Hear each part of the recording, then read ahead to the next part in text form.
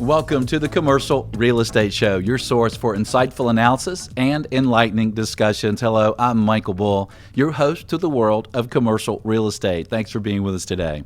Well, our topic today are assessments and appraisals. Now, of course, assessments are very important because they control one of the larger expenses for every piece of real estate, and that is the property taxes. And appraisals, well, that world has really changed over the last several years, and every business person should understand how appraisals work, especially with the changes we've seen lately. Well, please welcome my first guest. It's Larry Stein, Chief Deputy of the Oklahoma County Assessor's Office. Larry, thanks for joining us today. Thanks for having me, Michael. Well, Larry, the first question I'd like to ask you is about the timing of reassessing properties. For most municipalities around the country, are there certain time frames and things that trigger that they need to reassess properties? Usually every year the municipalities or the assessment districts would do an assessment and will set a bell to ring at a certain date where the assessment is based on previous year's values.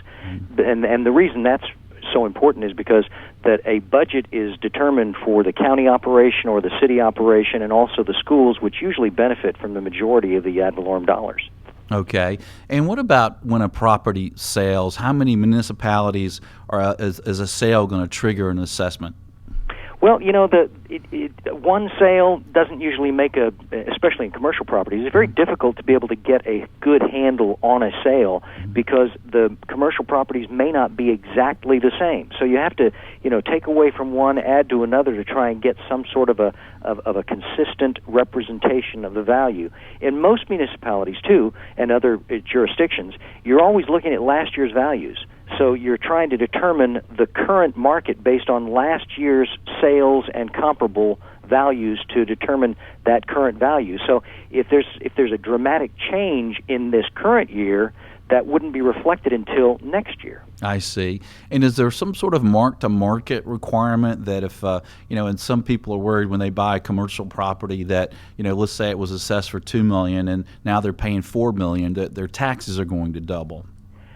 Well, there are. It can go both ways. It all depends on what the current conditions are, and when you're looking at it from an assessment point of view, it's substantially different than an appraisal because what we're looking at is the income cost or the income approach or the replacement costs or the construction costs, and trying to figure out the value of that. So we've had instances where commercial properties, restaurant chains, have sold for substantially more per square foot than what the market bears, and that doesn't change our assessment of value to reflect that is completely out of the norm for those types of restaurants or particular commercial properties. I see. Well, let's touch on that a little bit. That's very interesting. So you're not then taking as much interest in if a property's leased or vacant. Obviously, if a property's leased to a national credit tenant for 20 years, it has a lot more value than something that's maybe leased for a year or it's vacant, right? Well, most jurisdictions are looking at the current usage, and when you're looking at what the usage is, and certainly there are critical requirements for when those usages are exempt from assessment for ad valorem dollars. But when you're looking at a commercial property, and some religious entities actually do own commercial properties, and they're assessed, they're not exempt. But you're looking at the current market conditions, and those market conditions can vary widely across the country. In jurisdictions in central part of the country where we've got a large energy expansion and a dynamic economy that's growing at 5 to 6%, those values can increase, but we have limitations that we've passed by Constitution, so even a commercial property can only increase in assessment of value of 5%. So there's a limitation on the value when you're looking at a property from year to year to year. Of course, now when a property sells, then that takes that cap off and it will be brought up to market. So there may be an incentive to look at a lease agreement instead of just an outright purchase. That's interesting. So you are looking at the property rights, or you're not as much looking at the property rights, and if it's a leased fee or a fee simple situation? No, what we'd be looking at is the sale prices, and when the sale happens, we'd also be looking at the current market for other similar properties and say, okay, does that make sense? Is there a real value for this property reflected in this, or is it part of some sort of an investment opportunity that someone may have paid more per square foot than it's actually worth? Okay. And are you guys getting around the country and in your area there, are you getting a lot of challenges to assessments? Are you getting appeals? No, not really. We had about 3% out of about 11,000 commercial properties last year, and that's not really big for us. And when we're looking at those, frankly, part of the problem, the solution, I think, to that is having an assessment cap of 5%. That's constitutional in Oklahoma, where it encourages the capping. So in case those values go up, you're not going to see an incredible increase in the property taxes associated with the assessment of value.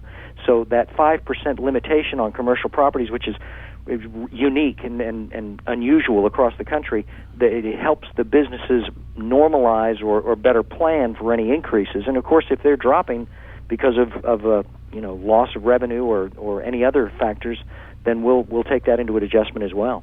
Well, yeah, that does seem like a good idea because, what has happened in the assessment industry. I mean, once we had this big drop in values, obviously, over the last several years, and now we're seeing a pretty quick increase, especially in some markets. So how is that impacting assessors around the country?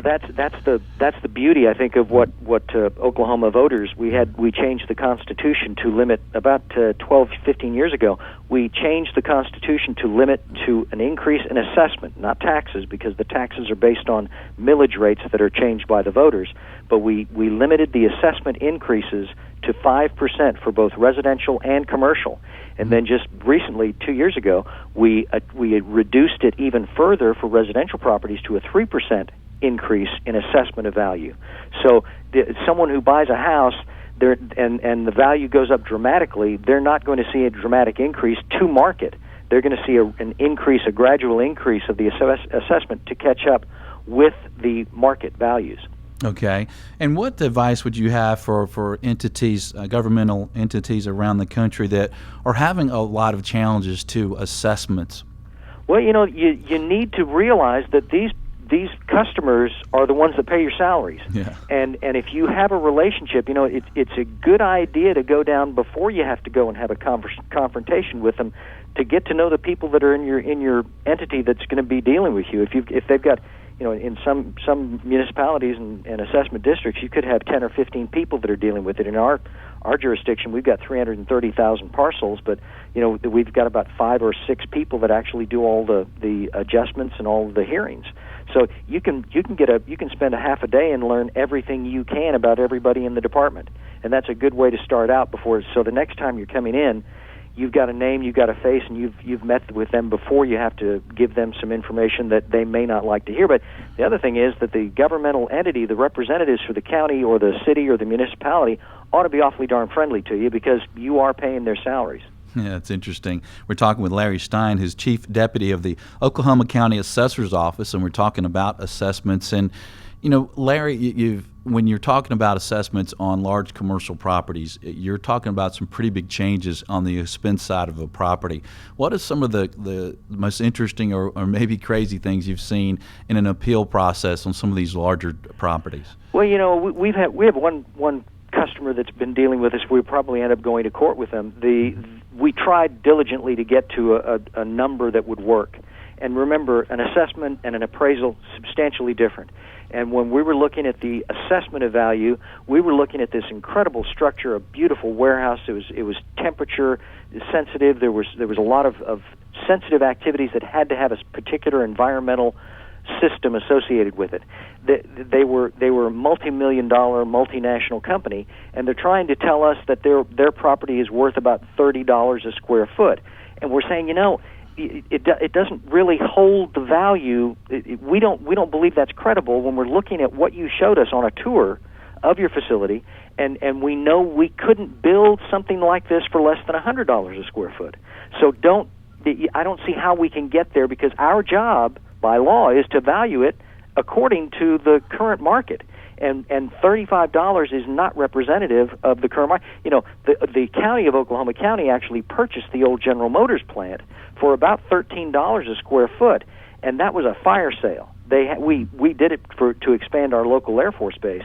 But when we're talking about current markets, $35 is not a reasonable number for the kinds of qualifications and qualities this building has. So we'll end up going to court, but we were as friendly as we could be with them. Yeah, well, that's interesting when you look at the use, the current use, and the lease, and how the assessments differ from appraisals. Well, Larry, thanks for joining us today. We appreciate you being on. Thanks for having me. Well, stay tuned for more on assessments and appraisals. I'm Michael Bull. This is the Commercial Real Estate Show. We'll be right back. The Commercial Real Estate Show is brought to you by Bull Realty Commercial Brokerage, a great place to do business. Visit bullrealty.com. RealNex, a comprehensive suite of powerful commercial real estate tools at an incredibly low price. Visit realnex.com. That's RealNex. Sozo Web Hosting and Cloud Solutions. Secure, reliable, and worry-free. Visit sozo.com. That's SOZO.com. FIU, Florida International University. Earn your master's in real estate online in as little as 10 months. Visit FIUonline.com. And by France Media, providing exposure to the world of commercial real estate. Visit francemediainc.com. For more information on these great companies or for additional podcasts, videos, or blogs, visit creshow.com.